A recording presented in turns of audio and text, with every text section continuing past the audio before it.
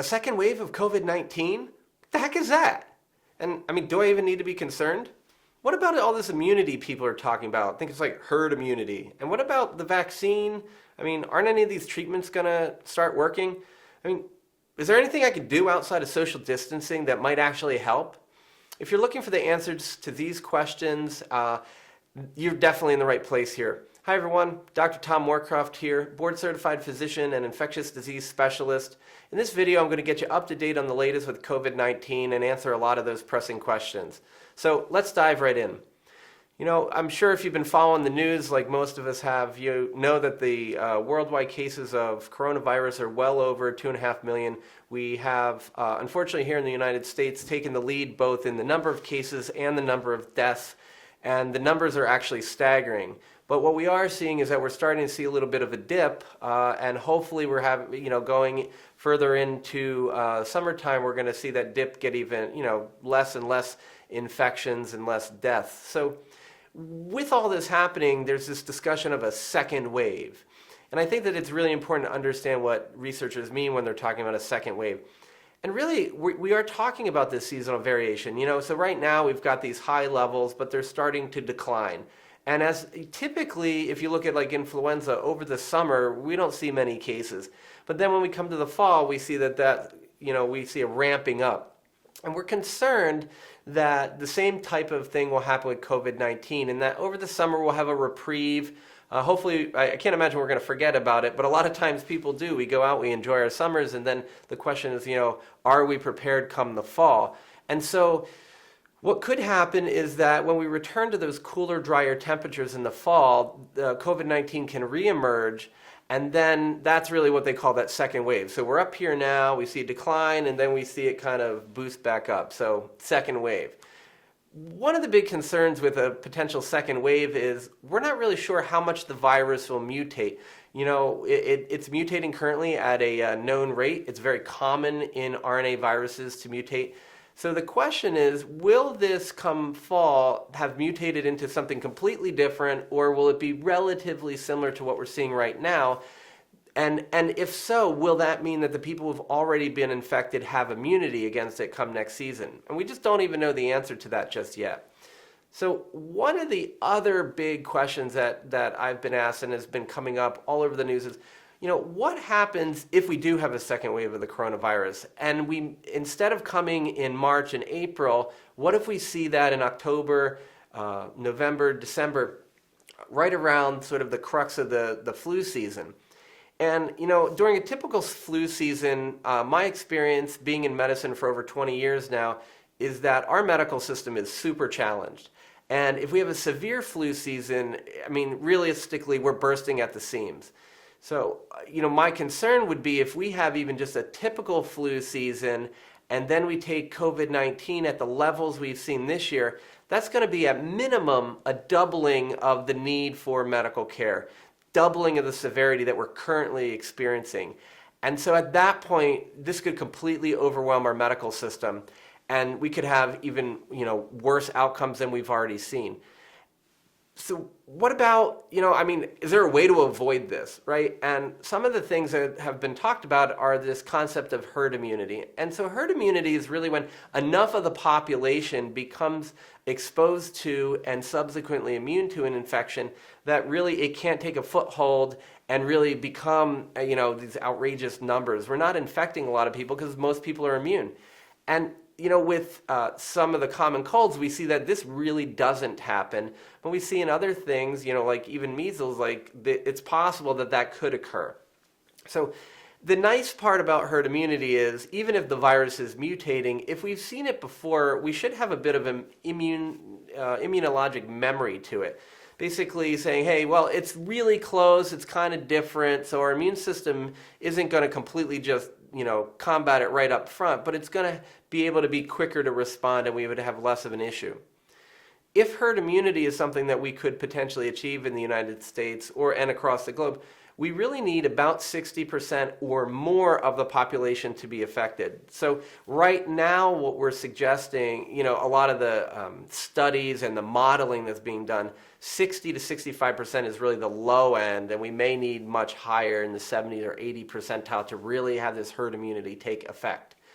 Another way to get immunity is through vaccination.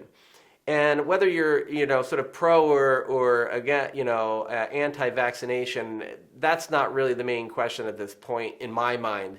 The thing about the vaccination is vaccines have been shown when they go through the process to have some level of efficacy that helps the general population. There's a lot of discussion of whether they could be done a little bit differently and whether that would help or not. I've talked to friends of mine in the vaccine industry, actually doctors that I didn't know were doing vaccine research, and they've actually been looking at different ways to create vaccines and stabilize them, and even with natural compounds. And sometimes what they're finding is this actually leads to the same problems with some of the adjuvants that people have complained about. But if we leave that aside for a moment and we just think about the process of creating a vaccine, oftentimes it takes more than a decade to develop a vaccine. We've heard numbers as little as 12 to 18 months and a vaccine for COVID-19 can come out. And that's really concerning because even some of the staunchest vaccine advocates who have developed vaccines are saying we need at least 5 or 6 years if we fast-pace this. And so a year, it's possible, but I'm going to be concerned about the safety and the efficacy of this. Another place where we can look at this and see these same concerns coming around are in treatments. We have many medicines that are currently in treatment, in trials. But think about like hydroxychloroquine. At the beginning of this whole thing, everybody's like, oh my God, it's like this amazing drug that's working great. And a few days ago, we have another study coming out showing that it actually makes no difference or potentially even makes people worse. And it showed the people who took the hydroxychloroquine in this one study actually had a higher mortality rate than those who didn't. Now, the problem with this is we're giving it to a select group of individuals at different stages of the infection, and we're trying to compare apples to apples, and we really can't. So what we need broader testing to understand who has this, but we also need sort of broader studies to look at, what's going on. I mean, who would hydroxychloroquine potentially work for? Who might it not work for? But we're running into the same problem that we are with vaccines in that we're trying so hard to innovate clinically and get the job done. We see people suffering, we see people dying. We need to do treatments on the front lines to help them. But as researchers, we need to step back and say, wait, part of what we're trying to do here is we need to ensure both not only just that the drug works, but also that it's safe. In this sense of the drugs that we're testing, a lot of them have already gone through safety testing in human beings and have been used in other illnesses. So maybe that gives us a sort of a leg up. But what we really need to do is also remember while we want to go through the process quickly, we don't want to be rushing through through this process. When I started in medicine, we had this thing in the emergency room called slow is smooth and smooth is fast. So I'm not suggesting we have to stall and dilly-dally here, but whether we're looking at vaccination development, we're looking at medical treatments, or even the evaluation of natural and herbal treatments, we should go slowly so that we're smooth and we get there the quickest way with and ensuring the most safety. There's a lot that people are looking at, but that's a place that I just think it's important to take a few minutes to talk about. So testing, this is a big thing that's been coming up, and people have been asking, hey, do we need more testing, and will it help contain this second wave, or why do we even need the testing?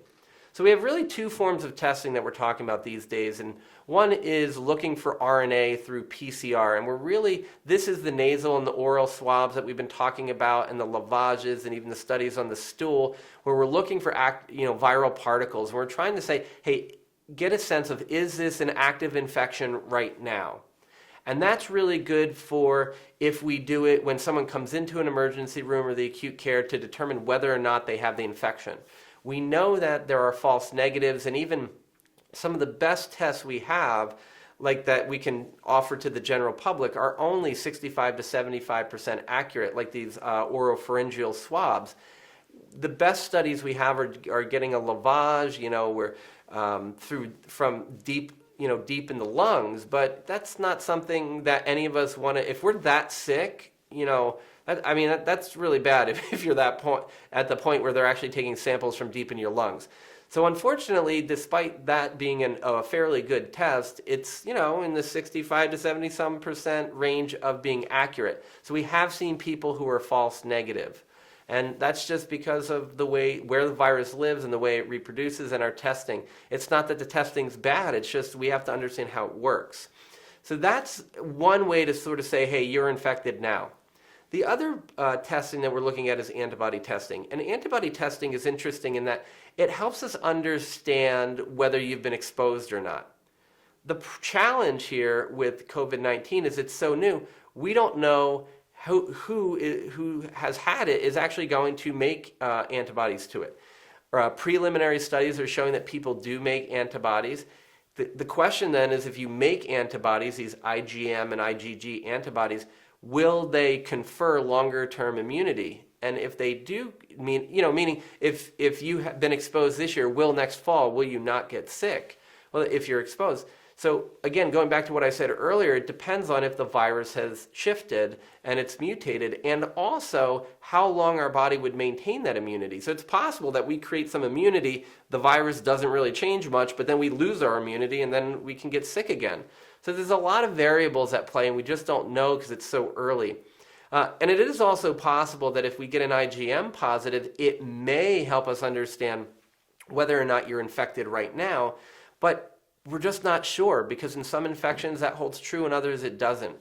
So right now what I'm suggesting is we need to have a much broader testing strategy and it needs to not just be in communities that are hard hit. It needs to not just be sick people. It needs to be a random those people need to have testing, there's no doubt.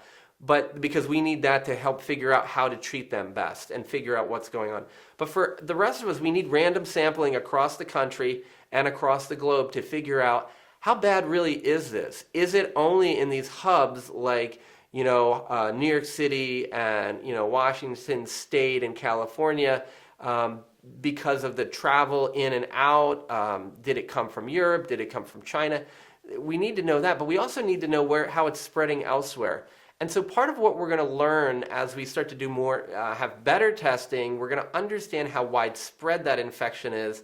And then if we do have that second wave, that will help us understand where to best deploy our resources. It'll also help us understand where we should have more strict social distancing or even shelter at home measures, and where we can have less strict measures. Maybe what we need to do is just in some areas that aren't really high risk, we need to do these really good hygiene measures. Think about it. What we've told you all along is wash your hands. If somebody else is coughing, don't go up and, kiss them on the cheek. Avoid those people. So again, wash your hands, common sense. If you're sick, stay home. Well, we've been telling you this forever, but let me tell you, when I was traveling this year, at the beginning of this, before we really knew what was going on, as soon as somebody said COVID-19, it was like amazing. Nobody on the plane was coughing. So why are we always traveling if we're sick? Maybe we need to have airline industry chill out a little bit and say, hey, if you're sick, don't fly. Or if you're sick, here's the mask, But at the same, it's just these things that are common sense. These personal hygiene practices we should have already been doing are the best things we have so far. So sorry about a little tangent and rant here, but if you think about it, most of what's being done here that's working, other than the social distancing, which unfortunately has been necessary, are these personal hygiene things which we should already be doing. So let's just do more of those. With the more widespread testing, though, we can figure out, do we really need to social distance? Do we need to isolate? And that way, hopefully, we'll have a better understanding if that second wave comes, how to not impact our personal lives and our economy as much as it's already been impacted with this current wave. And then over time, as we learn more about how the virus travels through our communities, we can also figure out maybe ways to stop it, and also, is that herd immunity something that's actually occurring? So those are kind of the big things that have been out there. But one of the other pieces I get asked all the time is, we don't have a vaccination yet. We can't live in our houses forever by ourselves, isolating. We're waiting for treatments that are effective to be discovered for COVID-19. Is there anything that I can do now to prepare for this possible second wave? So if we think about viruses, there's really two main components of a viral infection, and one is the actual virus itself, and the other is the host. So mostly what we've been talking about so far is the virus. And the virus is something that researchers, scientists, doctors, and a whole bunch of other people, everybody's diving in to figure out what to do for that. So I think we've got that covered. The other part, though, this host, right? This is you, and this is your family, and this is me. The host has been really interesting to study. So I personally want to become the world's worst viral host. If I'm exposed to COVID-19, I want it to go like run and hide from Tom. Tom is so healthy, it's a waste of my time to try to infect him. And what we see is that COVID-19 is disproportionately affecting people with pre-existing conditions. Obesity, smoking, heart disease, diabetes, lung disease, and kidney disease, things like that. And there's a lot of theories about why that's happening, but the vast majority of these are what are called lifestyle diseases. These lifestyle diseases are things that you can actually modify yourselves. You can make changes right now that will decrease your risk starting in as little as a couple of days to a week, and definitely by next fall. So some of the things we want to think about doing are, if you're a smoker or a vapor, you really need to stop. This is just unacceptable in 2020. You need to stop. We know that this dramatically increases your risk of serious illness and death from COVID-19. So I would just kick that one right out the door as soon as possible. The other thing is, we need to think about our weight. We know that obesity, for many reasons, is not good for us. And there can be some challenges with losing weight, but we can all start to make really good headway and progress in that direction. So things that I'm suggesting are that people start to do some regular exercise. There's been a ton of talk about ACE2 receptors and what we need. And really what we're finding is in these lifestyle diseases, the ACE2 levels are really low. And we can boost those ACE2 levels up. And I should say, these people with these lower and lower ACE2 levels seem to have them drop even more throughout their infection as they get ready for things like cytokine storm and death. So we want to be able to prevent that. So when we reverse that, we can do things like regular aerobic exercise and eating a plant-based whole food diet. Those have been shown to boost ACE2 levels. And so that's really something that could be potentially helpful. And we can dive into, in another video all about ACE2 receptors and why, what high and low means. But suffice it to say, those with the lowest levels and those who see their levels depleted have currently had the worst outcomes. So let's make a change there. Other things you can do if you want to bump up your ACE2 levels are things like eat curcumin, rosemary, oregano. Curcumin would be turmeric. So add those spices, turmeric, rosemary, oregano, to what you're eating. Maybe add some resveratrol or even some turmeric or curcumin capsules if you need some extra boost there.